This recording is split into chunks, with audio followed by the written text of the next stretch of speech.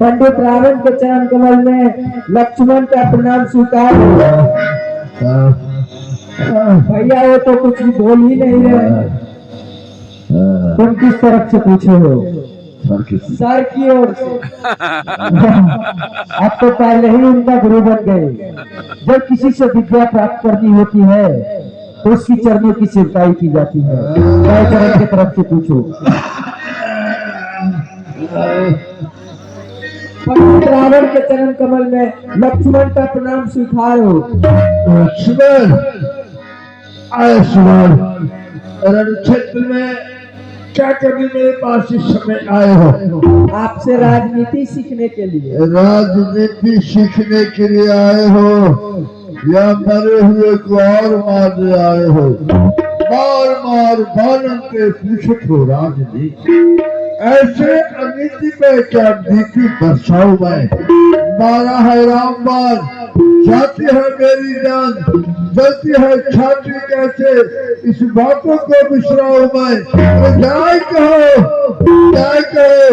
राम से आवे निशक्त हो, खींचे ये मान तो चल पाओगे। लक्ष्मण तो अपने बड़े हाथ बड़े बुला के भैया वो आपको बुला रहे हैं।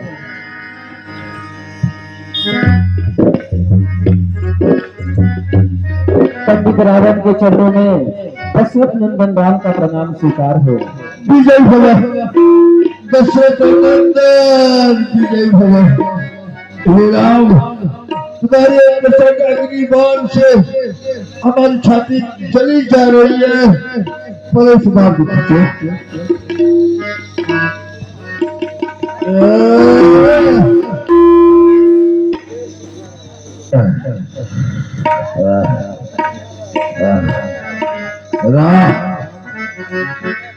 लक्ष्मण, इस रणक्षेत्र में आज विजय तुम्हारी हुई, लेकिन मैं तुमसे पूछ रहा हूँ कि लक्ष्मण को राजनीति सीखने के लिए हमारे पास तूने भेज दिया।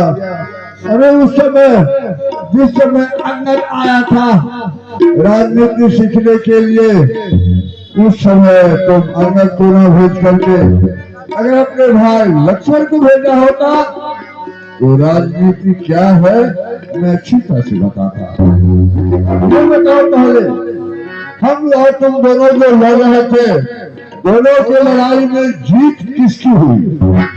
इस लड़ाई में हमारी जीत हुई। आपकी जीत हुई या मेरी? आपकी पराजय हुई। हमारी पराजय हो गई। किस तरह से रात में सुनो? वो इस तरह से क्योंकि हमने रण में पूरे परिवार के सहित आपको मारे हैं। राम, पूरे परिवार को किसी के घर में जा करके मार देना वो फिर नहीं है, वो तो दार का काम है। किसी घर का दीपक को बुझा देना वो हीरो का काम नहीं है। जीत हमारी हुई। वो किस तरह से? इस प्रकार से हमने प्रतिज्ञा किया था कि सीता हमारे लंका में है और जब तक सीता लंका में रहेगी सीता हमारी कब्जे में रहेगी। और मैं प्रतिज्ञा क्या था कि हमारे जीते जी लंका में राम लक्ष्मण बड़े भाइयों को नहीं आने दूंगा। क्या मेरे जीते जी आप लंका में पहुंच रखे? नहीं। तो फिर बताए जीत किसकी होगी? हमारी बात इस प्रकार से महाराज रावण की विजय हुई। तुम्हारे विजय नहीं हुई राम, आप तो बड़े परमात्मा हो। अपनी लीला करने के लिए राम तुमने इस भूतल पे आए, लीला करके तुमने दुष्टों का विनाश किया, शत्रु की आपने रक्षा। राम, और सुने, मैंने प्रतिज्ञा किया था कि मैं सीता को लंका लाऊंगा। तीन हमारी प्रतिज्ञा थी सीता के पीछे और तीनों प्रतिज्ञा हमारी आज पूरी हुई। पहला प्रतिज्ञा जिस समय तुमने जनकपुर मिथिलांचल में गए थे, तुमने धनुष तोड़ दिया, मैं खाली आ गया। मैं उसी समय प्रतिज्ञा कर लिया कि इस क्षत्रिय समाज में धनुष को भी तोड़े, लेकिन मेरा नाम रावण है, तुम्हें एक नहीं एक दिन सीता को लंका आंख एक प्रतिज्ञा हमारी थी। और दूसरी प्रतिज्ञा हमारी ये थी, जो सीता जो है वो जगह जननी है, सीता सबकी माई है। राम तुम बता दो कौन ऐसा कर चाहेगा बेटा जो अपने माँ को सुंदर भवन में ले जाए, सुंदर भवन में रखे, सुंदर दृश्य सब दिखाई। बोलो ये जो मैंने किया ये क्या पाप है? नहीं नहीं, ये भी पाप नहीं है। तुम्हें माँ समझ के सीता को लाया और किसी प्रतिज्ञा हमारी ये थी सीता एक तरह से हमारी बेटी भी हो सकती है। कारण सीता घड़ा से आई है, वो घड़ा में रक्त किसका था? हमारे परिवार का था, गुरु महात्मा का था। गुरु महात्मा किसके राज में थे? मेरे राज में। तो इस विधि से सीता का जन्म हुआ। तो इस प्रकार से सीता हमारी बेटी भी हो सकती है। बोलो हमने 3 प्रतिज्ञा किया, इस 3 प्रतिज्ञा में हमने कौन सा पाप किया? राम बोलो विजय आपकी हुई, महाराज रावण की विजय हुई। धन और मैं आप लक्ष्मण यहाँ राम राजनीति का पहला अंग बताता हूँ। दोनों बात हम सवाल करो ठीक है, जब पीछे जाओ आगे आगे राम पहली राजनीति ये है। दूसरी राजनीति ये है शत्रु के पास जब भी जाओ तो खाली हाथ ना जाओ, शस्त्र लेकर के जाओ। जैसे तुम दोनों भाई आगे बढ़ गए, तलवार को देनी तो है। अगर हमारे हाथ में होती तलवार तुम दोनों भाइयों को इस समय में धन से सर खड़े कर।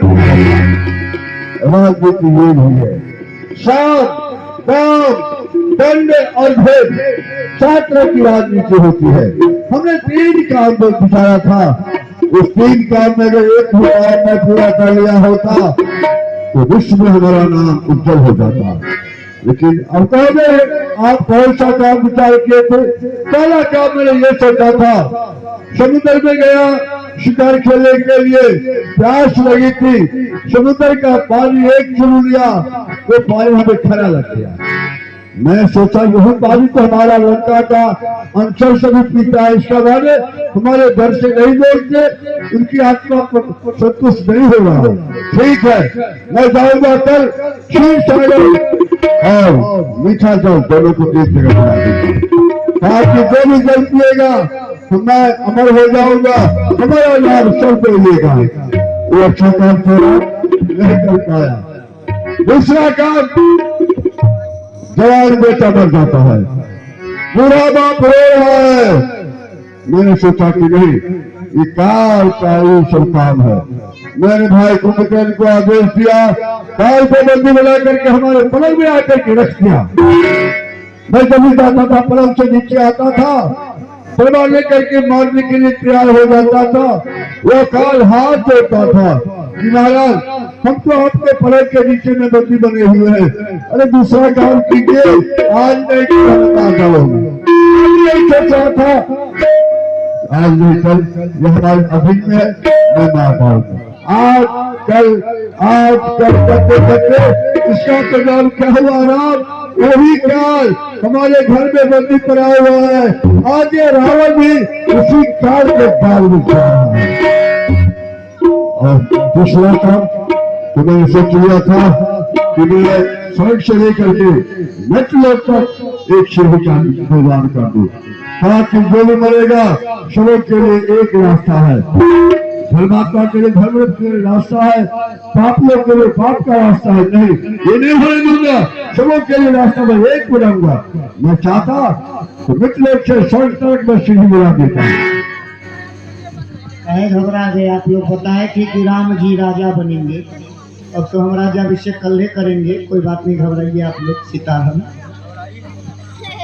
तो हमने 3 काम बिचारा, तीनों काम हमने पूरा नहीं कर पाया। अगर तीनों काम में एक भी काम करता, हाँ अशुभबाजी करते थे, हमारी बहन सुनने के उसकी नाक और कान कटी हुई। आप लोग सब आदमी कहाँ से गए? तो आंधी तूफान आवता है, बताए थे राम जी राजा बनेंगे तब आप लोग जाइएगा, नीचे में आप लोग उठ गए हैं। जाते 2-4 आदमी चले जाते, सब लोग को खटिया में खटमल खोद रहा है। बढ़ जाइए। बाप रे बाप। चलिए कल समय से आ जाइएगा, कल नाटक दिखाया जाएगा, बैठे रहिए। अभी कल राज्याभिषेक करेंगे हम सीताराम। नहीं जूंगा राम, मार दो राम।